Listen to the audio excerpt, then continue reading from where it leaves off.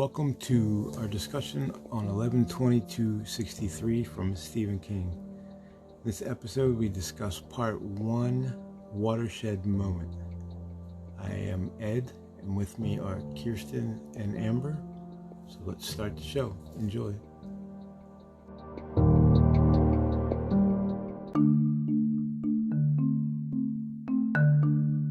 Podcast names, and I'll tell you the one that I want to use, but you're not going to understand it. What? I was thinking about calling this Going 19. Do you know anything about Stephen King in 19? It's not a wrong answer. You don't have to be afraid. You don't have to. No, I'm So after we read this, we have after this book, we're gonna have to read Stephen King's magnum opus, I guess you would say. 8 books. I was gonna say, don't tell her that. Just tell her one at a time. Okay. No, I'm kidding. Well, then we're gonna read 8. We're gonna read 8 Stephen King books in a row after this. So make it 9. And that is the Dark Tower series. See what I said? You shouldn't have told her it was a series. I was gonna read it after this because I've never read or seen that movie. I thought this was a group thing. Right? Thanks for telling us. I didn't know that it was gonna continue after this book. You don't have to. I mean, I just kind of looked at it indefinitely. I mean, we can read it first. We do have to read it at some point, though, because that's like a big one for Stephen King, and I've never read it or seen the movie, and I'm sick of hearing people talk shit about it. I think we're going to go with Going 19. How have you not seen it? Who said that? Everybody. Or to, The Shining. The Shining's the other one I always hear crap about. So we're going to be stuck in Stephen King land for a long time. About not having seen or read them? Yeah. Oh, okay. Because I'm such an avid reader, and I've seen so many horror films that people are like, these are like the 2 main ones. How have you not? I don't even see it that way at all. I don't care if you ever see the movies. I enjoy them, but reading them is a different entity altogether, and you're gonna like them. I mean, that's so. Experience says you're better off. I mean, I think any movie is like that, but you're better off reading it before you see the movie. Always. Yeah. That way you can tell them everything that's wrong with the movie. Exactly. That's what I was gonna say. Yeah, exactly. Then I'm gonna be like, this movie's inaccurate to the book. Yeah, that's why people don't watch Stephen King movies, but us too. Because we complain the whole entire time. The Stand just came out last month. The what? December. When did that come out? The Stand. You're gonna have to read that after it. No, did that come out last summer? No, it came out in December. December. Okay. Man, I have so much catching up to do. The wife basically told me, "Shut up, or I'm not watching this with you anymore." Well, So I kept doing this, like lifting my hand, going, and like opening my mouth, and then like not talking, putting it back down. It was like there's so much I want to say. That's how I felt about Dolores Claiborne, though. I felt like the movie wasn't. I was disappointed. You're always gonna be if you think it's gonna be as good as the book. That's all I can tell you. Says you. I don't expect With that it's Stephen going to be King. as good as the book. Yes. My irritation is they don't follow the book. Like, if you're going to make a movie based on a good book, follow the book. I agree. And directors always say they wanted to put their own spin on it. It won't. Right, I don't think so. I don't want your spin. The I want the whole one I read. reason I'm watching the movie is because I read the book and the book's good. He's in a pot over there. That's why, one of the only series I like is Harry Potter, because they actually stick to what happens in the book. It's a little different, but I still enjoyed it. I mean, for me, it doesn't have... I'm sorry, not to interrupt, but I don't think he actually tells him his address. He just says it's the house with the gnome out front. Yeah, that's what I was going to say. I don't remember the address. He says the street, and then he says the house with the Maybe I just did it wrong. I agree. So... I don't think he gives an exact address, though. Okay. I'm cool with that. Oh, here we go. I could if I knew where your little cottage on Vining... You're right. Little cottage on Vining Street, number 19. Look for the lawn gnome beside the porch. Damn, they're both 19. I missed that. Well, that means you missed the other one. I thought it was the same address. I didn't realize it was... Wait. So Jake and Al both live at 19. So I guess we're getting into the book. Yep.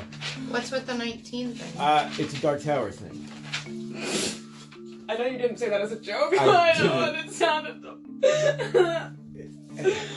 In Dark Tower, like when things are going 19, they're Bad or good? weird, It means it's not strange, real. out of the ordinary. Kind of, they described it as like almost like you feel like you're in a movie set. Like things are too coincidental. Like the shit's hitting the fan. I would say it implies bad, but it's not always bad. It just gives them an idea of whether or not they're in the real world or in the fake world. And well, It's not. Is 19 always fake. toe dash? I don't think so. Wait. Well, I think 19 implies Gilead for sure. Okay, guys. Let's not get too deep sorry, here. sorry. This is my first Stephen King book. Well, technically second, but Why don't we? I haven't read all these Let's other let someone else. illusions that you're I'm making. just trying to explain 19. Yeah. They're all Dark Towers. You're not going to get it till we get there. Well, then you but, fucked up. But it's a good We should name, have started I think. there then. Well, you had this book. I mean, we Okay. Well, you have. could just Listen. bullshit. I mean, I don't want to stop Listen. now that we started this one. The number 19 is important to the Dark Tower series. Instances of that number may be indicators that the Keystone World is involved and that anyone who sees the number should pay special attention to it. Blah blah blah blah blah blah blah. Keystone is this planet. This planet. Dark Tower is the nexus of all worlds. So when they say Keystone, they mean the world that you're familiar with. Earth Prime, I think he calls it at one point. Is that too much?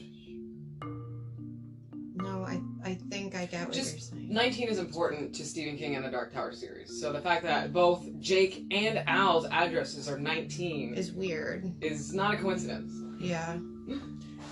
And he wrote this after Dark Tower, so it's almost like Easter eggs he's throwing in there. Mm-hmm. Yeah. I just didn't catch them because I didn't know. You weren't going to. Right, because I didn't read those. So- Yeah. And that's what I was saying. I was thinking we're going to call this Going 19 because it makes sense for all Stephen King. But Did you know Low Men in Yellow Coats has 19 letters?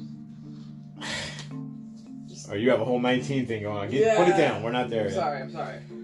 I'm trying to find a better way to explain it, because that still doesn't really make sense just to say it's part of the Keystone World. Like, I always took it as the impression, like, basically they start seeing the number 19 everywhere. In the sky, in the grass, on the clouds, in the river. Like, then they know it's not a coincidence. Like, it shouldn't be appearing everywhere they look. You know to pay attention. Something's going on. Yeah.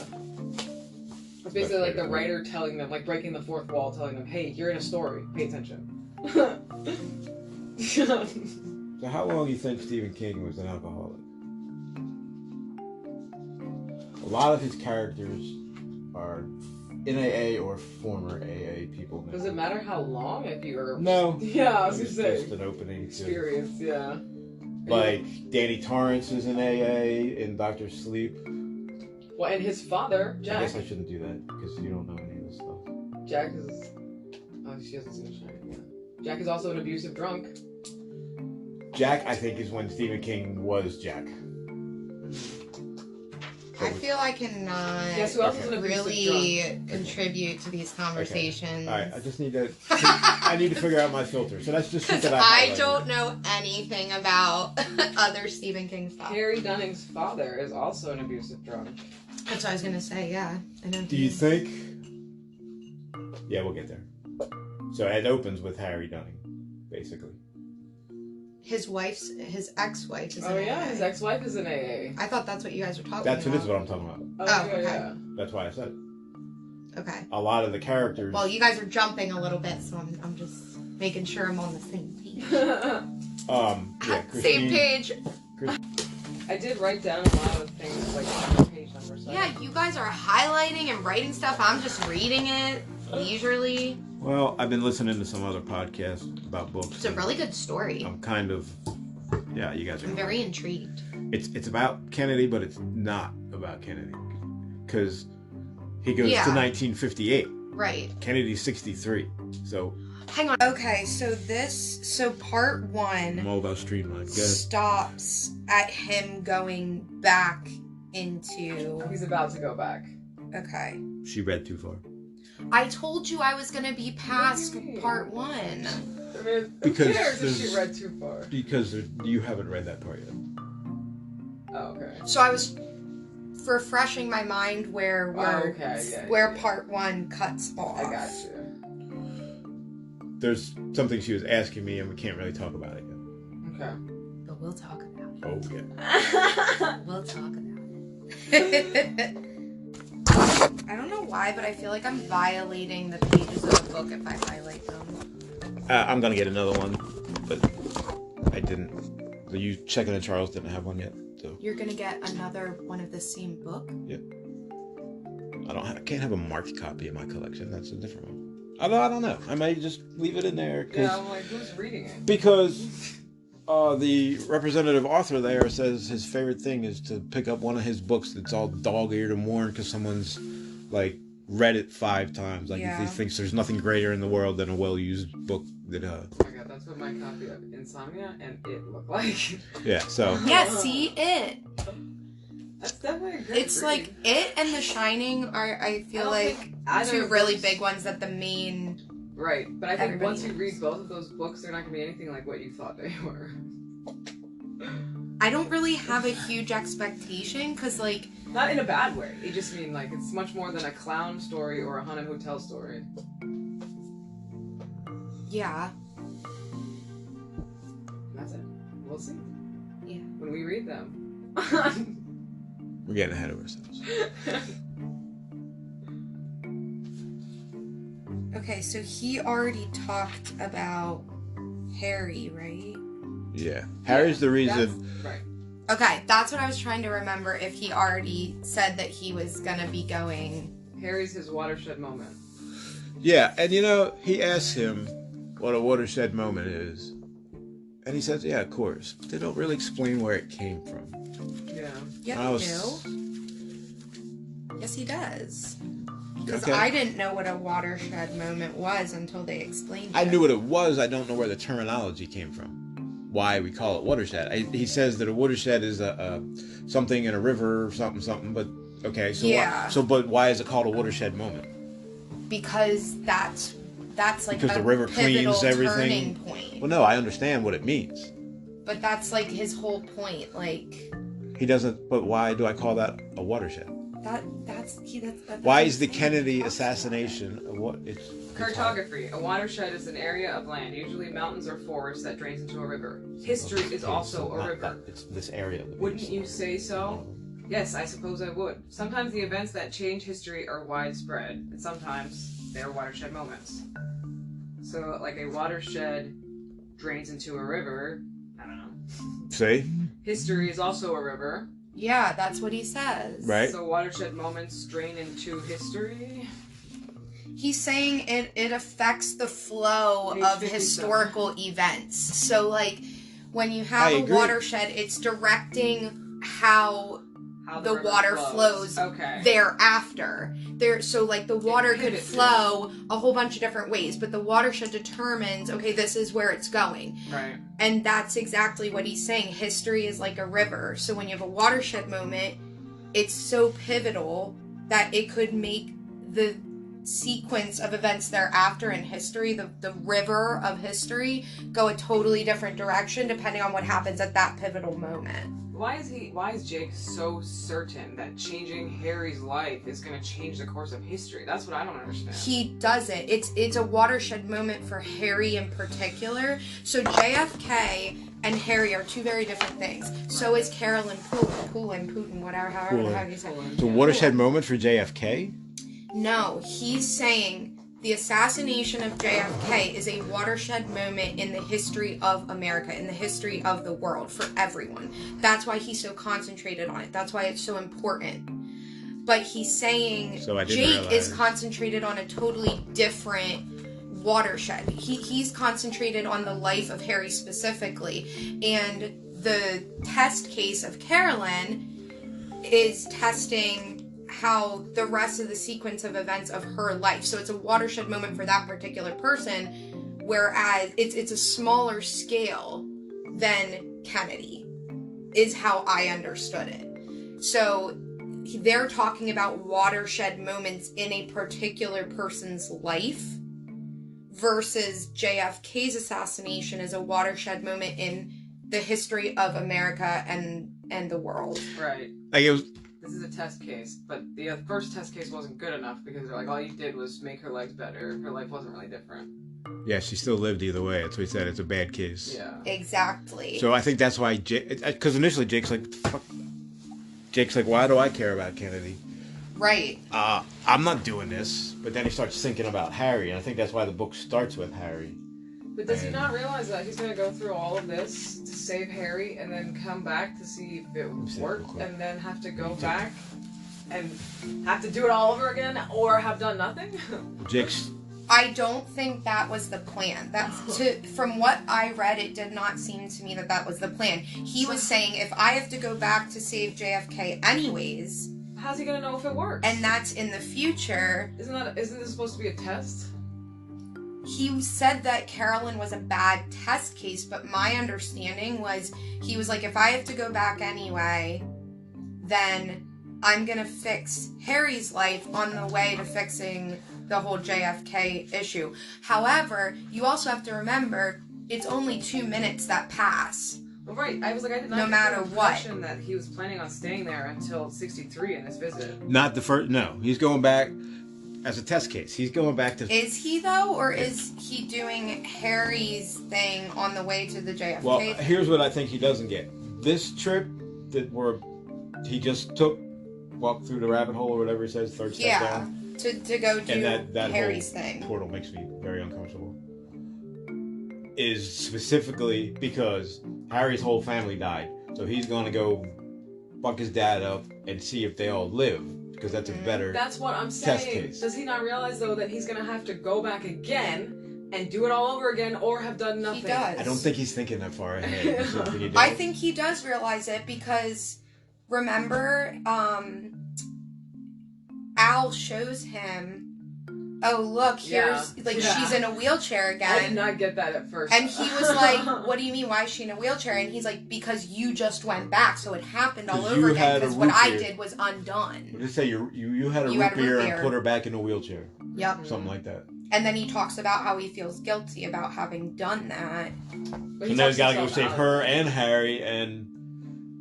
Well, is he planning on saving her, too? On this trip, I don't think so. Yeah. I think... There's no point. He's coming back anyway. Yeah, I mean, he's going to reset it every time. But here's the problem. Oh my god, this list is getting longer and longer. Here's the problem, too, though. Al says that Load off my mind. Hold on. I wasn't sure. It's difficult to change history. Like, you're working against the grain. Yeah. So if it gets harder to change these things every single time, the more that he goes back to prevent her from being in a wheelchair, like, it gets harder every time. There's something he says, and I may not have said it yet. He says the past is obdurate. He says it all throughout the book. So I may be ahead. I don't know the definition of obdurate off my head, but it's kind of like a Final Destination thing. Like, death has a plan. The past doesn't want to be changed. Yeah. Yes, that's exactly what he says, and that's my point. So when he tries to change it, all these things happen that make it more and more difficult for him to do it, because he says the first time he got a flat tire, so he put a spare on. And then the spare got flat, so he had to go to the garage and he had to do all this different stuff. The second time, the axle or some sort of rod or something totally broke, so it got worse the second time he tried to change it. Okay. But he was able to cut corners because he knew from the first time he changed it where the hunter was coming down, so he was able to take a shortcut. I didn't really see it as getting worse. I just saw it as something different. So he made sure the axle wouldn't break, but it threw something else in his way because of that.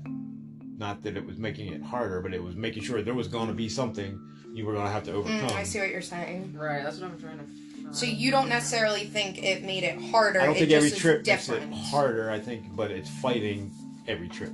Yeah. So if you got 10 spare tires and a new axle, you're like, that's not the problem. That doesn't mean there's not going to be an issue you run into. You're never going to be able Yeah. to I see what you're completely saying. overcome it.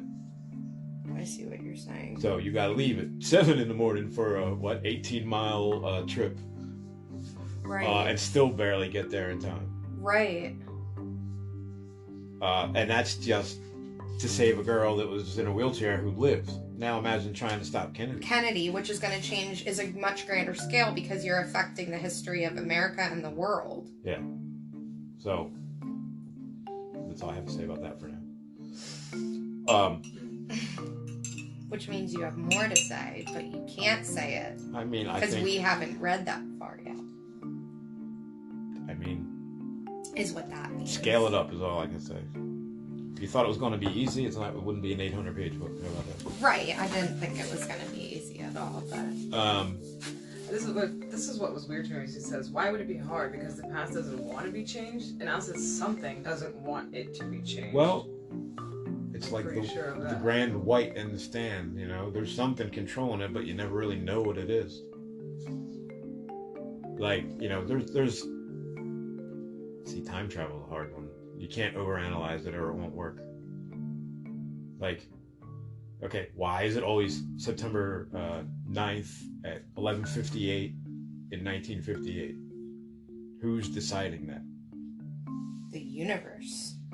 Would that be the red or the white stars? Huh? The overall question I have too is, why are they so certain that stopping the assassination would be so positive for America? That's how I feel. Like, I don't. That's what I was always wondering. Like, what if JFK was meant to die because it actually had a positive effect? Yeah. The Kennedys weren't everything that they seemed. They were then, they're not now. I guess is the way to answer that. Well, not from what I've heard. Everybody loved them. They called it Camelot because they thought it was so awesome. Back then, my understanding is everybody thought they were so great, but then there's been like books and different things that have come Well, that's out what I'm that saying. say that they're not. Oh, yeah, but At they're the in time- 2011. Well, no, I mean during Kennedy's time, not in 2011. But I'm saying Al and Jake are in 2011, so they should know that all this other stuff came out where They do. the Kennedys aren't But everybody as great. has their own opinions. I don't think they were that awful. Like, I don't know what you were reading. But all politicians suck. Kennedy was that guy apparently was taking like 15 pills a day. I can't hear. There's something at the end that Al says to him. Save Kennedy, save his brother, save MLK, stop Vietnam, Yeah. stop the race riots. Something like that. Yeah, So, and that is what he says. So that's, But why?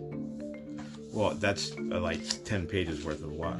I'm like gonna. Do you know what I'm saying though? Like, Because I agree with Amber. because of Like, the why bu- is he convinced that that was what spurred everything? I know he like talks about it a little bit, Because- but you don't know there are 1,000 other things that. Because for his generation and for Stephen King's generation, it was the Watershed Moment, and they like, what if he'd have lived? We'd have been so much better. Nixon would have never became president. Johnson would have never escalated Vietnam. Like, so, because I think he died so abruptly and early, he's put on a pedestal that wouldn't exist if he'd have lived till he was 80, Yeah. like most people Right. that die young. Well, I mean, trust me, I know the world is not perfect, but it's like, why do we need all of these? I know that sounds weird to say, but why do we need all of these bad things in our history to have not happened to us? Like, that's just the way life is. Well, they all happened in a space of 10 years, and it was very traumatic, I think, for that generation. All the shit that did happen. I'm sorry, have they lived through this generation? All I'm saying is this was Can we talk about that? Yeah. This was his generation, so that's what he's writing about, Yeah. This is what he lived through. To me, it just kind of comes off as like, I don't want to say it, but like, who cares? Yeah. That's kind of, I mean, I read it because it's Stephen King, not because it's Kennedy.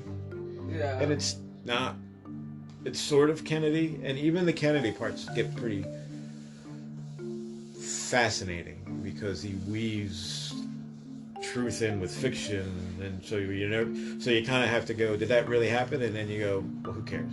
For the story, it happened. Yeah. But I mean, Kennedy is definitely JFK as well as the entire Kennedy family is definitely interesting. Did you see the Curse of the Kennedys? But I guess it's because it's like the story. Obviously, the story's interesting. Anything Stephen King writes is interesting, but it's kind of like, why would anyone feel compelled for that reason? I wouldn't. Be like, oh, tough shit. He died. Not my problem. So I think, for whatever reason, Harry Dunning is the main contributor, Right. for Jake. Obviously, he has the dream right before. And I think that's it. Yeah. Because this Harry's story was written 2 years before these events. Yep. So it's not like it's fresh on his mind or anything. So I think the dream brings it back, and then His watershed. yes, he starts thinking about Harry, and then Al's like, "Hey, I got a thing where you can fix Harry." Just I so mean, happens.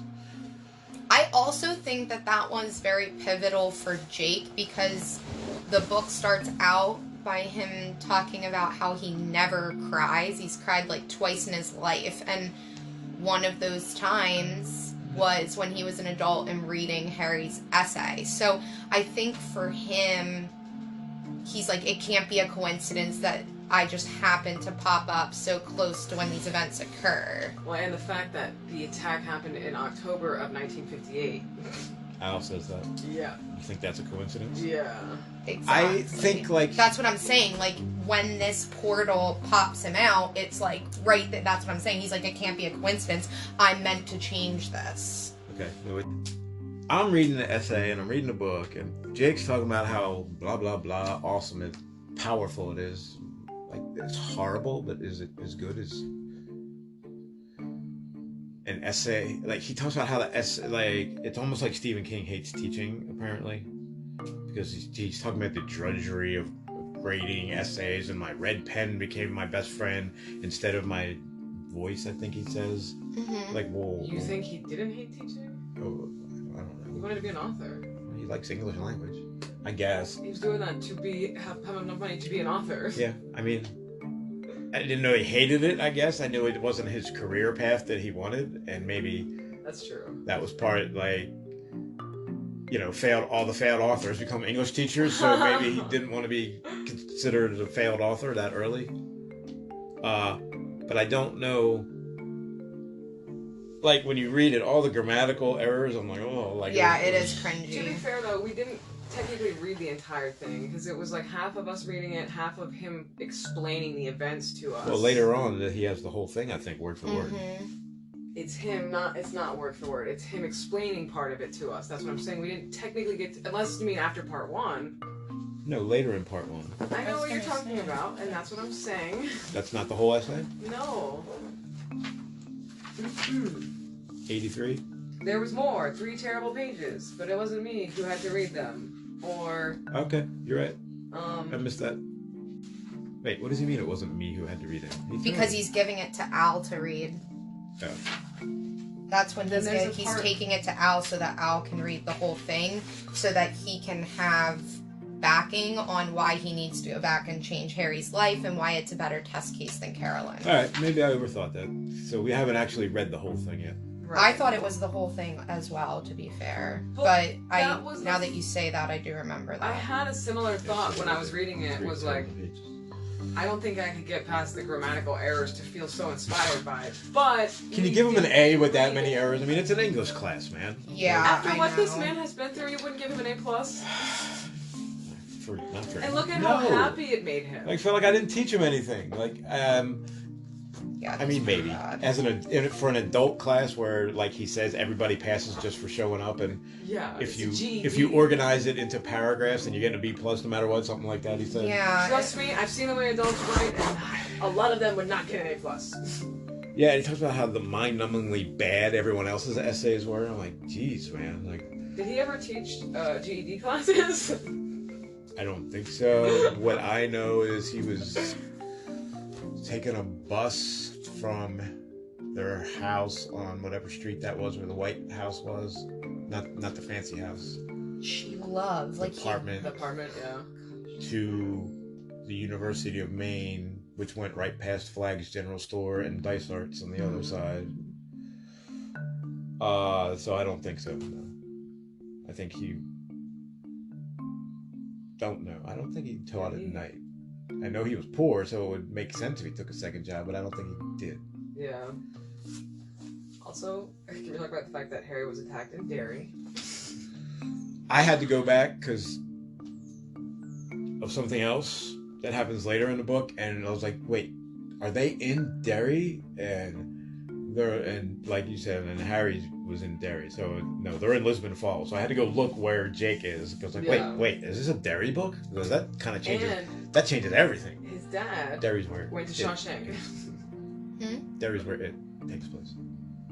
Oh, okay. Derry's a fictional town, but the main. So this isn't the first time that he's referenced that town.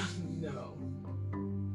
Wait. He does a lot of references. Wait, you said Derry's a fictional town? There's no Derry name. Derry is Bangor. If you want to get the town he grew up in. Made up the name Derry. Okay. No, I thought you meant something else. Because now you guys have like my wheels turning in a different direction. Because you're talking about like what's real and what's not from the Tower books. Oh. So I thought you were saying it's like a dream world or something like that. No. Oh. Don't ever think. But Don't put it in a Dark Tower yet. You're not ready for that. It's gonna be too much. Your head's just gonna go. Poosh. My head's already going. Bad things happen in Derry. I'll say. Every 27 years. Did you read what happened to Harry? Well, remember, like everybody who talks about living there just says that like the people there are just not good. Like a lot of them, like something is in the water. Well, in the sewer. Right. You know what I'm saying? Like, yeah, but yes, like it's like they're all drinking the Kool-Aid or something. Happen in Derry. Stephen King says that in a couple books that just something's off about Derry. Like you can feel it in the air. Or something. I don't remember the exact words, but like nobody's like everybody. First of all, everybody leaves Derry that grows up there, except for Mike. Yeah, he got stuck there. Except for what? The librarian from it. Okay, let's get off of Derry. We're gonna have a lot of time for that book. That was in Maine. It's the Gerald Winter Stephen King store. That's the sign. Where'd you get the sign? Yeah. We're standing in front of the store. You like bought it from the store and then. Well, Sean bought it for me for my birthday. But you like came out and like held it in front of the store. See what's behind her? Behind us. Vote Pennywise. There's a little drain. Oh yeah. Oh wait, you don't know what the drain means. So. I mean, I know that much. I know that the clown lives down. I wouldn't mind watching the opening scene. I'm always up for that. I know like I've seen the memes and stuff where he's in the sewer and he's trying to get Georgie to come down with the balloon or some shit. All right, so Harry's motivation. Harry's motivation. I mean, I got back on track. Harry's motivation. What does he tell him to do? Do this when he get off track? Oh yeah. Who said that? Al. Al says that to Jake. Oh. Al Templeton. He's like, if I get off track, just go like that. Yeah. So I think Stephen King makes pretty obvious his hatred of grading papers. Mm-hmm. And So part he one used to is be a called teacher. Watershed Moment, so everybody's aware. I didn't realize that. That's why. I kept And he saying says, so this picture, I guess, I'm assuming is Al's Diner. Is that on a trailer? Because I can't. I mean, it He definitely describes has it the as being- aluminum. Yeah. Well, it's exactly what I would picture a diner would look like. But he describes it as being on a trailer, and he moved it from one other place over to this place. Yeah. Oh, he does say he covered up the wheels with flower beds. Yeah. So, okay. Yeah. Okay. First impression was it doesn't look like it's on a trailer. The pantry is in the back of that trailer. Yeah. Oh my god. Yeah, we'll get to the pantry. What? It's Unstable. What do you mean? all right. So Al says, go in the pantry. Well, hold on. In spite of his grammatical lapses and painstaking cursive, Harry Dunning had written like a hero. So he was a hero Of himself, I guess. for being able to write it. Be able to survive, yeah. Why did Al call Jake, of all people? Does he really He have does say that later on. He said he had him in mind already because he's single, he's young. Right, I took that as He's a man. He has no children. you don't have a life, so maybe you want to do this for the next 5 years. Like, well, I think But he it's only 2 related minutes. to him. in a way. Yeah. Like, he had just gotten divorced. They didn't have kids from the divorce. And he does paint Jake as kind of a Here's- loner, where he's got nobody, no friends, no family And he around. obviously knows him pretty well because it sounds like he goes to the restaurant. Actually, that's all he says. I already had you in mind. Divorced, no children, smart, and young. Well, he always says something. All it takes. Not always, but he said something about ours had always been a customer-client relationship. Yeah. I appreciated his food, and he appreciated my patronage, and that was it. Yeah. Mm-hmm. So No fuss, no muss. they're like, "Why are you calling me?" So And then he keeps calling him Buddy. that's What's just the Buddy thing? he likes to do that with his characters. They have certain inflections Buddy. they use. Buddy. So Buddy is like Buddy. Buddy is the way Al says, "Hey man." It's driving me nuts. He I says didn't it even notice all the that. time. All the time. Buddy. Well, Buddy. Well, you know, Buddy. Shut up about Buddy. It's like a local. It was an Oh odd my word choice for God. me because I don't think anybody really talks that way. But It it's it like has saying been driving me nuts. it's like saying "dude." You I know? have not No, I noticed it understand one that, time. but I'm like, why? Like, don't. He says it constantly, and it's starting to drive me nuts. Hey man, there's a lot going on in that brain. Other characters in other books do the same kind of thing quite often. Not with Buddy, but And then there's someone that's actually like named Buddy or goes by Buddy, and then it's like, well, now it's getting confusing, right? exactly, like why? Hey, buddy. Right, right, exactly. So you go in the back of the pantry. So I have to figure out if I have this right. If you look down, you're going to see just flat going into the end, and it's only like 3 foot tall at the end. If you're not looking, you're going to step down hmm and zap into 1958. But you said magically. you can't look at it? I missed that part. He said, You can look at it, but you can't see it. It's not like you can visibly Right. see steps. he said my foot was there and not there at the same time. Yeah, Right. like he's like, I only saw the linoleum floor, but my foot was like through it, almost like I wonder what company. ghost-like, as if his, you know what I mean? Wonder what company was in charge of the linoleum flooring. We went to a murder mystery last night, and the guy that owned the linoleum floor company got murdered. Oh, I didn't hear what you were saying, sorry. I wonder who owns the linoleum floor company. Oh, I did, when I saw that, I was like, wait, what is that? I was like, no, that was from last night. Right. We weren't in Maine. Yeah. Kennebec Fruit Company, and it even says, I'm a little confused about what that is at this point in 1958. I think it's just like a diner, right?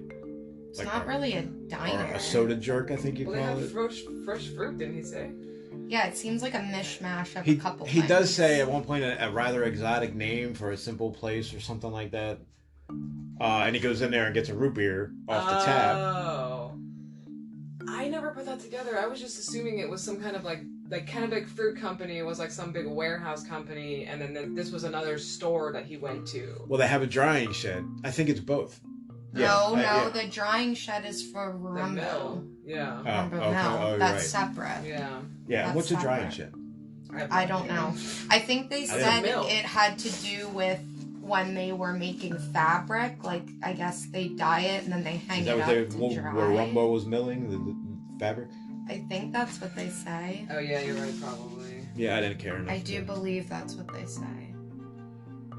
So he goes. So you step down, and you just keep stepping down. I think without looking, more or less.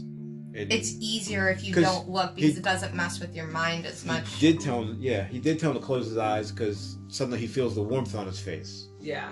No, I get that. Like, So if that's me, the next time I'm gonna have to do it with my eyes open to see what happens. Like, do you get does it just go black and then poosh, does it all appear in That front of was what I imagined. you? Yeah, that would be kind of wild. I mean, well, the whole thing would be kind of wild. I was gonna say, I think it would be crazy regardless.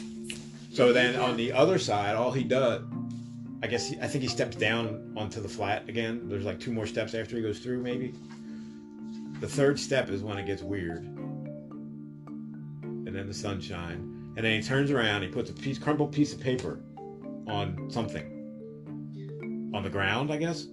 It's And he- where the first step and is, he- but it appears as though it's on the ground. And he leaves it there with a rock. Yeah. I'm nervous. Or someone picks up the rock. And he'll never find it again. He is gonna find it. He knows where it is. You just step around until you figure it out. What if... So, he's gonna go live for 4 or 5 years and come back to that rock and hope it's still there?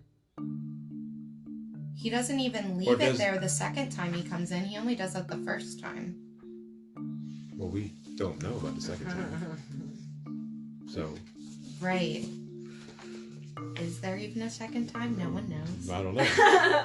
The book just stopped. Maybe he spends the next 600 pages thinking about it. Yeah, right. It just seems really fragile. Yeah. Well, he says that, doesn't he? That does. it's fragile. Like, he even asks Al, what happens if they, when the diner goes away? I was like, I don't know. Yeah. He's like, I'm pretty sure it wasn't there at the other spot. So, Like, does but it showed up relocate when I once LL Bean comes in? And he's like, I don't think he likes LL Bean either. Yeah, he Yeah, hates right? LL Bean. I didn't realize that was a main thing. But Michelle didn't did either. say that she wanted to go to the LL Bean factory if she ever goes again. Who's the yellow card man? That's a good question. He throws me off. Well, is he important, or is he just a homeless drunk who's always in that spot? I mean, I think that's the question. Yeah. I think the color choice may not be an accident. What's Yellow up with coats. the color yellow? There's a book called Hearts in Atlantis that is called Low Men in Yellow Coats. And he seems like he might be that. They drive fancy cars from the 50s and they wear like the same kind of hat and big gaudy yellow coats. But he's wearing a black, cape. I understand that. But he calls him the yellow card man, and nothing's ever an accident with Stephen King. So I was just wondering if there's a larger... maybe because Jake and Al kind of just dismiss him out of hand. He's just a drunk. Just give him the 50 cents and move on. I'm not sure it's that simple. Well, I don't think Al necessarily dismisses him, but it's more of Because he says he knows, what's he he gonna seems do? to know something's Yeah. up. Yeah, he does But say that. because he drinks so much, everyone else in society writes him off, so even if he does know something, no one's going to believe him. Right. Maybe it's They're going to just consider it drunk ramblings. Maybe it's later on. I think Jake or somebody does just kind of like... Well, so far Jake's only gone once, right? He's about to go the second time. Right. Yeah, which... Okay. That's your fault. You need to learn to separate. I want to see something, but I can't. Does it happen after? Yes. No. I could see it. I could see it being a yellow men reference, a yellow coat reference, because if they are trying to do something in the name of good to stop the assassination, then the other side might be trying to stop them from doing that. He's almost like a portal guardian, Mm. which goes back to the Dark Tower. Because everything does. Fuck. Did he write The Dark Tower first? Were those his first books? Here we Okay. go. So book 1 was 1974. Book 2 was 87. Book 3 was... No, book 3 I think was 87. That doesn't answer my question. He wrote them over his whole career. But was that the first series he started, or did he write other books first? He started The Gunslinger. I think was one of his first big works, but The it wasn't Gunslinger... even his first published book. The first book was published in a sci-fi magazine over 10 what do you call it? Issues. So it was never collected until later. So the first book technically I think was published before Carrie, I think. Gunslinger, or his first book, or are you talking about Gunslinger? No. I'm talking about Gunslinger. Okay. The Gunslinger was published in a magazine over 10 different issues. Gunslinger is the first Dark Tower book, Right. and then the rest of them were published intermittently with the rest of his books throughout his career. Mm-hmm. And that's one thing that Jay and Sean bring up, how you have to... it's been 6 years, but what did he write in those 6 years? And almost all of them are Right. it's he wrote Insomnia and went through the keyhole and this and that. I'm like, oh, well, that's why he didn't write. And then he got in a car accident and he wrote them all at once just in case he died. Yeah. So yeah, I thought the yellow card man was interesting. I think I'm trying to act like I don't know anything, so I think he. Yeah, see, it's not fair because you're reading it a second time, so you can like. I'm reading it a third time. Okay, but regardless, my point is you've already read it, so I feel like you can more easily pick up on things because it's not your first time reading it. Yeah, but I think that's because good. you know what happens. I think it gives later. alternate perspectives.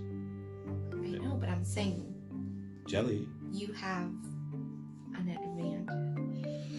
I do, and if you're gonna do Stephen King, I always will. There's no way to get around that. Unless you want to read it and then read it for, the thing. I'm not tooting my horn either. I've read them all. He's been my companion, especially after my mom died. He was a very constant companion. So that kind of brings the mood down, but there's just no way. I've read them all, and I've read them all more than once, except for the ones in the last 5 years. I've only read them once. It's just like I'm reading their interaction. The yellow card man and Jake the first time, and he says, "Who the fuck are you? None of your fucking business. Well, fuck you too. Fine, we're in accord, huh? Have a nice day." And what about what he says? I got a yellow card from the green front. I highlighted that. I don't know. Yeah, I don't understand that. What is a yellow card from? Like, why is I don't understand. The card is like I assume it's some kind of 50s reference. Maybe the green front is. I'm picturing The green front is the liquor store. Oh, it is? Oh, that's right. He asks him, "What's the green front?" Yeah, that's right. The green front's the liquor store, but I don't understand because he says it's worth doubles. It's worth double money day. Yeah. Today's my lucky day. What is he talking about? Maybe it's a lottery thing. Yeah. So you think the yellow card is a lottery, or you think it's like a coupon? I think it could be. I was thinking maybe not a lottery, but like a voucher. Yeah, like a coupon. Like almost like a food voucher. I think they did that then. Yeah, they definitely did. I know they did it after the war. I don't know if the 50s they were still doing it. I don't understand the double money thing. Meaning, so like he could get double the prices. Maybe the car, like when you go to Salvation Army, the books are half price on Wednesday. Maybe it's worth twice as much on Tuesdays. Maybe it's a 50-cent yellow card, and today's double money day, so he can give it to him for $1 worth of stuff instead of 50 cents. I don't know. I didn't really overthink that part. How did Al find out that he needed to give him a 50-cent piece? Because he's been through there at least 50 times. Mm-hmm. Oh, so just to get him off his back, maybe. Mm-hmm. He just said, "This is what I do," and then because he asked him for $1, and he's like, "Well, I can't give you $1, but I can give you a 50-cent piece." And then he just. I don't know, because it's not like money's a problem. Yeah, that's weird. Why doesn't he just give him the $1 and move on? I don't know. I thought about that too. The only thing I could think of is that the first time he went, he couldn't give him $1 because his dollars were from. He didn't have $1, maybe. Yeah. So maybe he doesn't want to, because of the butterfly effect, doesn't want to give him $1. Or maybe he does. Maybe he does what you says. That's all he has, and he doesn't want to give him anything else to make him suspicious. If he does know something's up, I think I would ask him, like, "What are you doing here? Are you like is he just a drunk, or is he there because the door is right there?" Do you know about this time portal? Be honest. I mean, if he's just a drunk, he's never going to remember you asked him that anyway, right? It's like talk. I think my impression is that Al, he's not scared of him, but almost. Like, he tries to keep their interactions as simple and similar as possible because he changes the interaction.